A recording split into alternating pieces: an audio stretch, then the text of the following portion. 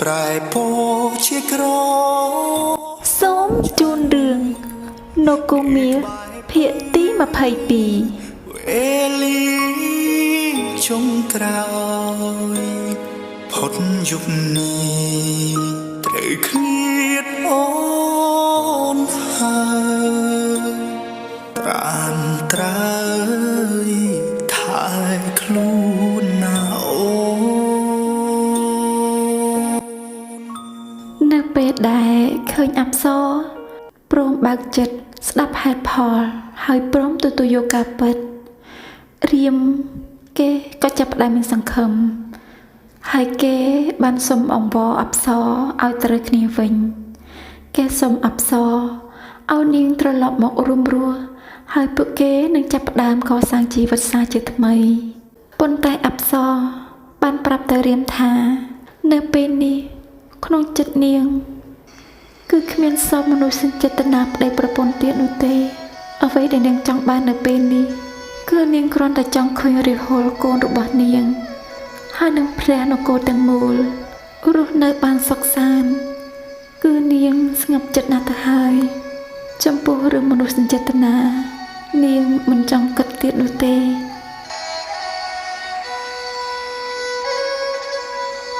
នៅពេលដែលពួកគេដើរត្រឡប់មកវិញក៏ស្រាប់តែមានអប្សែងនិងខ្យល់បក់ជាខ្លាំងដោយធ្វើឲ្យរៀមនិងអប្សរវង្វេងចេញពីគ្នានៅពេលនោះអប្សរគង់វង្វេងទៅដល់កន្លែងមួយក៏ស្រាប់តែមានសំឡេងនិងស្រមោលខ្មៅលេចចេញឡើងហើយបានស្រែកស្ដីបន្ទោសទៅឲ្យនាងថាហេតុអីបានជាអប្សរធ្វើបែបនេះជាច្រើនឆ្នាំមកនេះអប្សរបានប្រតិបត្តិតាមដំណងបានយ៉ាងល្អតែហេតុអីនៅពេលនេះអប្សរបែរជាចាប់ផ្ដើមមានចិត្តគិតទៅលើរឿងមនុស្សចេតនាសាជាថ្មីតើអប្សរនៅជឿចាប់មិនទាន់គ្រប់គ្រាន់ទេឬយ៉ាងណានាងជួបការជឿចាប់ជួបការខកចិត្តតែហេតុអីបានជានាងនៅតែចង់ល្មើសដំណំនេះបន្តទៀតនាងប្រតិបត្តិយ៉ាងល្អអស់ជាច្រើនឆ្នាំតែហេតុអីនៅពេលនេះក៏នាងចាប់ផ្ដើមមានចិត្តហើយគិតមិនដែរឯក្តីស្រឡាញ់នោះកើតឡើងសារជាថ្មីបើនាងមិនចង់រងការឈឺចាប់ម្ដងទៀតទេនាងត្រូវតែបញ្ឈប់វានៅពេលនេះនៅពេលដែលអប្សរឃើញបែបនេះនាងបានសុំអង្វរដល់ម្ចាស់បណ្ដាសាតើហេតុអីនៅតែបន្តការឈឺចាប់ហេតុអីក៏មិនបដូរពីការឈឺចាប់ទាំងនោះទៅជាសេចក្តីស្រឡាញ់វិញទៅតើនៅចង់កម្មចង់ពៀនឹងផ្ដល់ការឈឺចាប់ដល់មនុស្សដល់ពេលណាទៀត16ឆ្នាំមកនេះនាងរងការខកចិត្តនាងរងការឈឺចាប់ចាក់គ្រប់គ្រាន់ហើយតើហេតុអីក៏មិនអាចបញ្ឈប់វាទៅប៉ុន្តែស្រមោលបណ្ដាសានៅតែដាស់តឿននាងថាបណ្ដាសានេះគឺមិនអាចបញ្ឈប់បាននោះទេដរាបណាអ្នកដែលស្នងតំណែងនោះបន្តមានស្នេហាការឈឺចាប់ក៏នៅតែបន្តចូលមកក្នុងជីវិតរបស់នាងព្រោះអ្នកដែលបន្តបណ្ដាសានេះនឹងត្រូវតែរងការឈឺចាប់នឹងគ្មានថ្ងៃទទួលបានសេចក្តីស្រឡាញ់និងសេចក្តីសុខនោះទេព្រោះគេចង់ឲ្យអ្នកដែលតតំណែងនេះ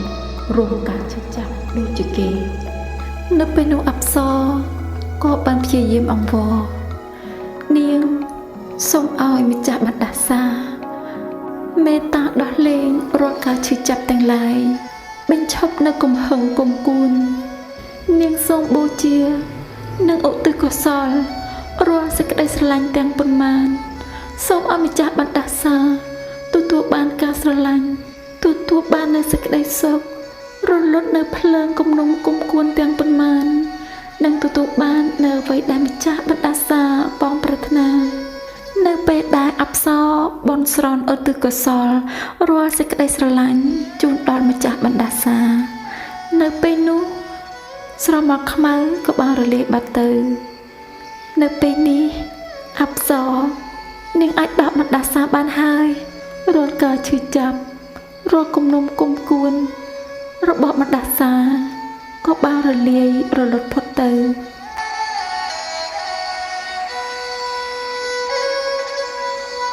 នៅពេលដែលក្រវ៉ាន់នឹងពេជ្រឃើញថានៅពេលនេះអប្សរហើយនឹងរៀមគេទៅបាត់យូរហើយមិនឃើញត្រឡប់មកវិញគេព្រួយបារម្ភខ្លាំងណាស់តើអ្នកទាំងពីរមានរឿងអីកើតឡើងនៅពេលនោះក្រវ៉ាន់និងពេជ្រក៏បានបបួលអ្នកភូមិដើម្បីទៅតាមរកអ្នកទាំងពីរ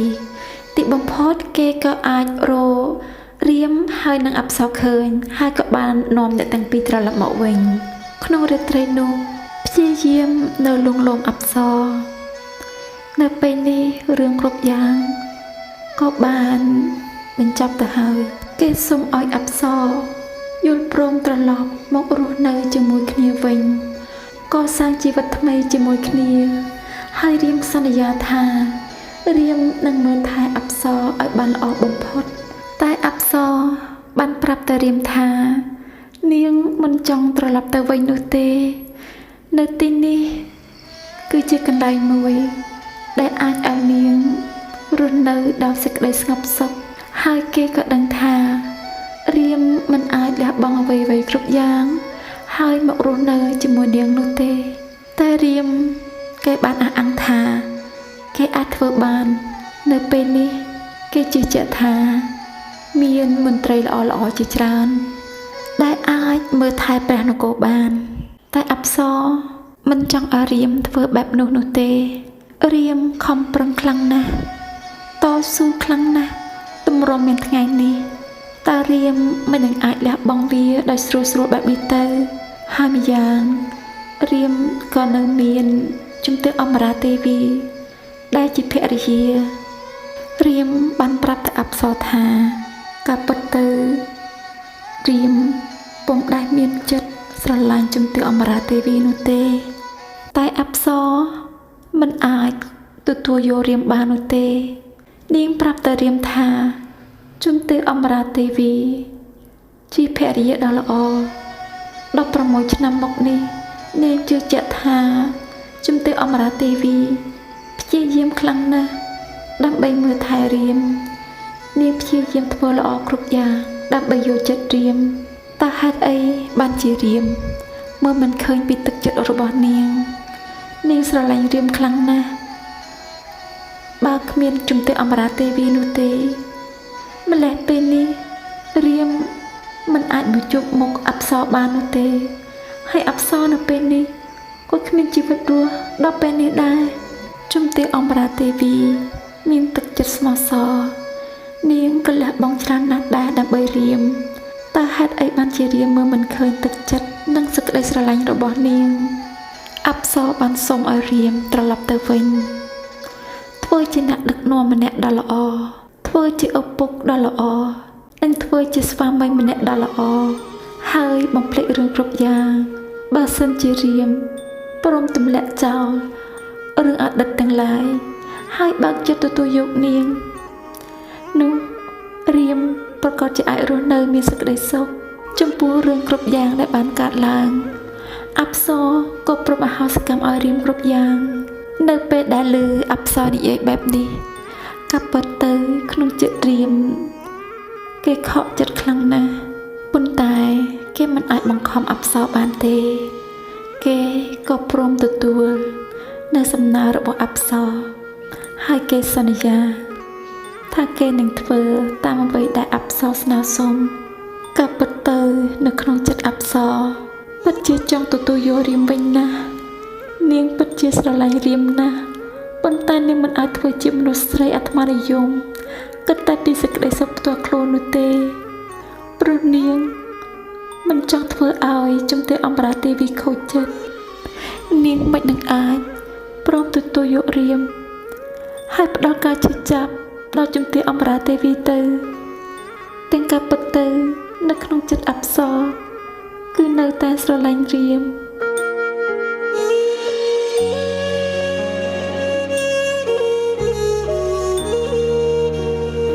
នៅ ព្រឹកបន្ទាប់នៅពេលដែលអប្សរគេភ្ញាក់មកស្រាប់តែពុំឃើញរៀមហើយនឹងពេជ្រនាងពិតជាឆ្ងល់ខ្លាំងណាស់តើអ្នកទាំងពីរបាត់ទៅណានៅពេលនោះក្រវ៉ាន់ក៏បានប្រាប់អប្សរថានៅពេលនេះរៀមហើយនឹងពេជ្រគេមានការបន្ទាន់ត្រូវត្រឡប់ទៅវិញហើយអប្សរក៏មានការភ្ញាក់ផ្អើលហើយក៏គិតក្នុងចិត្តថាតើហេតុអីបានជាគេធ្វើបែបនេះចង់មកក៏មកចង់ទៅក៏ទៅតើគ្មានប្រាប់គេសំបីតែមួយម៉ាត់នៅពេលដែលក្រវ៉ាន់ឃើញអប្សរមានការអន់ចិត្តនឹងរៀមបែបនេះនាងចង់ប្រាប់ការពិតទៅដល់អប្សរណាស់ប៉ុន្តែរៀមបានប្រាប់ក្រវ៉ាន់ថាសន្យាក្រវ៉ាន់កុំប្រាប់រឿងនេះដល់អប្សរអីជៀសវាងកុំឲ្យអប្សរនាងមានការព្រួយបារម្ភប៉ុន្តែដោយសារតែក្រវ៉ាន់មិនចង់ឲ្យអប្សរគិតខុសទៅលើរៀមទៀតទេនាងក៏ប្រាប់ការពិតទៅដល់អប្សរការពិតទៅពេជ្រហើយនឹងរៀមគេត្រឡប់ទៅវិញគឺដោយសារតែគេមានរឿងបន្ទាន់ហើយរៀមមិនចង់ឲ្យក្រវ៉ាន់ប្រាប់អប្សរនោះទេព្រោះខ្លាចអប្សរមានការព្រួយបារម្ភ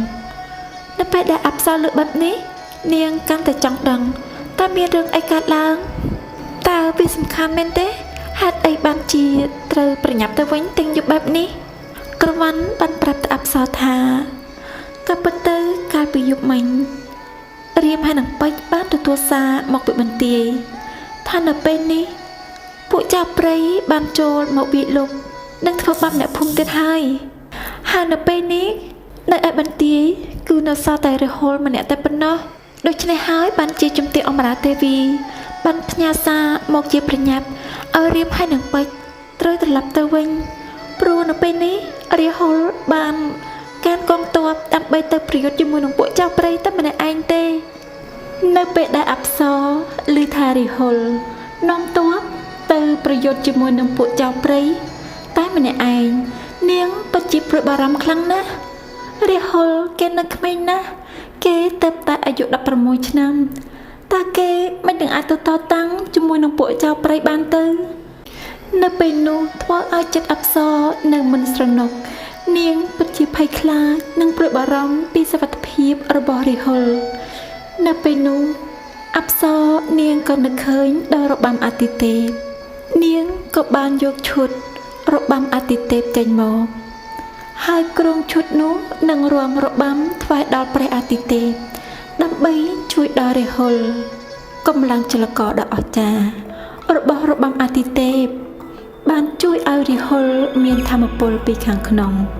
បូកផ្សំជាមួយនឹងចិត្តអង់អាចក្លាហាននិងសមត្ថភាពរបស់រាហុលគេបាននាំទ័ពចេញទៅប្រយុទ្ធតតាំងជាមួយនឹងពួកចៅព្រៃរាហុលជាក្មេងម្នាក់ដែលមានសមត្ថភាពគេពិតជាមិនខុសអីទៅនឹងឪពុករបស់គេទេទីបំផុតរាហុលបានយកឈ្នះលើពួកចៅព្រៃទាំងនោះហើយគេក៏មានគំនិតមួយគេបានបញ្ចុះបញ្ចូលពួកចៅព្រៃនោះឲ្យព្រមចោះចាញ់និងព្រមចូលខ្លួនសារភាពទទួលកំហុសហើយព្រមការខ្លួនធ្វើជាមនុស្សល្អគេអាចនឹងទទួលបានការអព្យាស្រ័យនិងបន្ធូរបន្ថយទុក្ខខ្លះនៅទីបំផុតរាហុលពិតជាអាចធ្វើបានក្រុមពួកចៅព្រៃទាំងអស់ត្រូវបានចាប់ខ្លួនហើយមេខ្លោងរបស់ពួកចៅព្រៃទាំងនោះក៏បានព្រមចុះចូលនិងព្រមចូលខ្លួនមកសារភាពទទួលទោសកំហុសចំណែកឯរៀមនៅពេលដែលគេបានឮថារាហុលបានសម្រេចចិត្តប្រមូលកងទ័ពដើម្បីទៅប្រយុទ្ធជាមួយនឹងពួកចៅព្រៃតែម្នាក់ឯងរៀមគេពិតជាព្រួយបារម្ភពីរាហុលខ្លាំងណាស់ប៉ុន្តែការព្រួយបារម្ភរបស់គេពុំបានបង្ហាញចេញមកខាងក្រៅនោះទេរៀមបែរជាស្ដីបន្ទោសទៅរាហុលថាហេតុអីបានជារាហុលធ្វើបែបនេះរាហុលនៅក្មេងខ្លាំងណាស់ហេតុអីក៏ហ៊ានប្រថុយទៅប្រយុទ្ធនឹងពួកចៅព្រៃតែម្នាក់ឯងបែបនេះគេដឹងថារាហុលមានសមត្ថភាពប៉ុន្តែអ្វីដែលរាហុលធ្វើវាពិតជាគ្រោះថ្នាក់ហើយជាគំរូមិនល្អដល់ទៅហ៊ានដល់ទៅទៀតរាហុលមិនគួរថ្លំធំសម្រេចចិត្តប្រមូលកងទ័ពទៅប្រយុទ្ធបែបនេះនោះទេទាំងមិនបានឆ្លងកាត់ការអនុញ្ញាតពីសម្ដេចចៅពញារាហុលគេព្រមទទួលកំហុសនិងសូមអភ័យទោស ដល់សព្ទាចាពញាដែលគេហ៊ានចេញកងទ័ពទៅទាំងមិនទាន់បានទទួលការអនុញ្ញាតប៉ុន្តែនៅពេលនេះគឺគេទទួលបានជោគជ័យហើយក្រុមពួកចៅព្រៃទាំងអស់នោះក៏ព្រមប្រកល់ខ្លួនចុះចូលជាមួយពួកយើងដែរហើយរិហុលបានសន្យាថាគេនឹងមិនធ្វើបែបនេះម្ដងទៀតនោះទេការពិតទៅនៅក្នុងចិត្តរៀមពិតជាកោតសរសើរនិងស្ញប់ស្ញែងចំពោះរិហុលខ្លាំងណាស់ដែលគេមានភាពក្លាហាននិងមានសមត្ថភាពប៉ុន្តែអ្វីដែលគេធ្វើទៅនេះគឺគេគ្រាន់តែចង់ឲ្យរិហុលបានដឹងថារិហុលមិនអាចធ្វើអ្វីតាមតែចិត្តដោយមិនឆ្លងកាត់ថ្នាក់លើនោះទេព្រោះវាជាគំរូមិនល្អដល់ទាហានដទៃទៀត